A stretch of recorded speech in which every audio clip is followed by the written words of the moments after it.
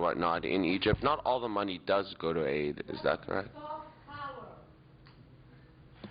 Well, to that I would say, again, assuming everybody except the United States to decide how the money is dispersed. I would trust the Swedish government, say, or Norwegian or Canadian government. I mean, like, sometime in the 1990s, I did some advice work for the Canadian government on their Middle Eastern aid programs and so on. And they genuinely, I mean, I don't want to plug because the Canadian government has become so Zionist in recent years, has become such an appendage to American foreign policy that I'm not praising it. But at one point in the 1990s, the largest recipient of Canadian foreign aid was Bangladesh. They did it on the basis of need. I don't know if it's changed. The United States still Israel, a country with a per capita income comparable to that of the United Kingdom.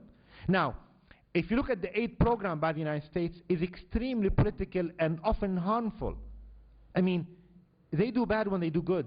I mean, they choose schools to support purely on sectarian terms or to help out this pro-Saudi politician here and there.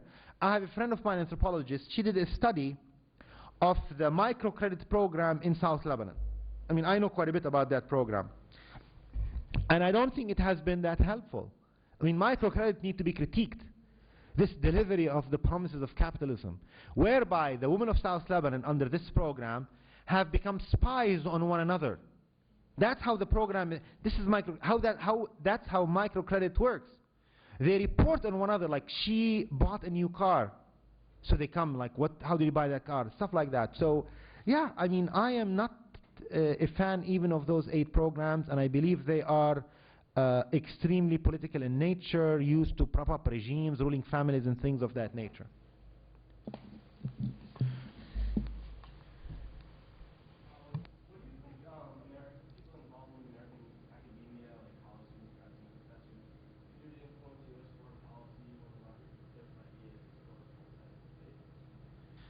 That's a good question.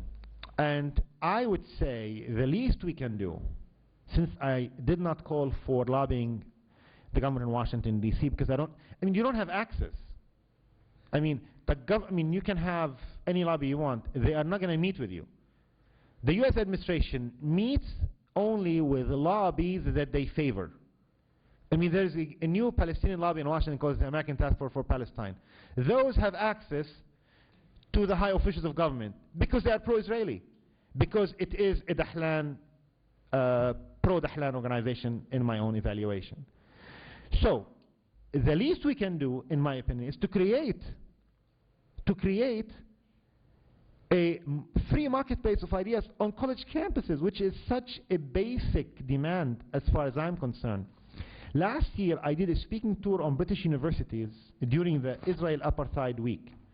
And I was stunned to see the extent to which they have freer space for debate than we do here.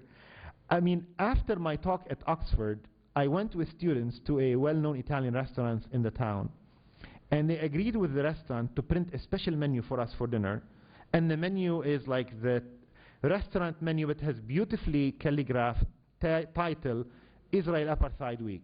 And I sat with those students, and they were complaining to me that Britain is too pro-Israel and they need to work to change the policy. And I was like, coming from America, I know you're complaining, but there is so many things you take for granted. I told them, are you aware that in America we cannot have any restaurant print a menu with the headline Israel Apartheid? Can you imagine the controversy if Bertucci Pizza prints Israel Apartheid? I mean, they would be picketed. There would be a boycott campaign.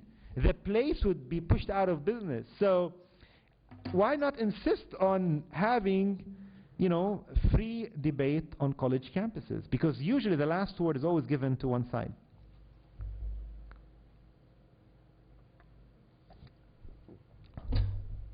Thank you. It seems to me that conspiracy does exist in this world, but this is I thought for a second you said in this room.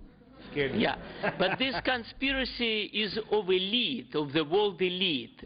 These people in Arab countries who hold power and don't want to part with it, the people here in Republican and Democratic parties. So they decided, okay, You people want somebody like Obama, get Obama, but nothing is going to change much in the law system and in health. But my question to you mentioned passingly that the change will come from periphery. Can you elaborate how you will, kind of in terms of futurology, how it will happen? Thank you. I mean, I can take it from any place. I mean, if I look at the American colonial project in Iraq, the extent to which it has failed, the extent to which America keeps changing its goals and objectives to convince itself and the public that they are winning in Iraq and that they are making progress in Iraq. This reminds me of the funny story that Bush at one point in his second term wanted to prove to himself that he's making progress in Iraq. Remember that statement, we are making progress in Iraq.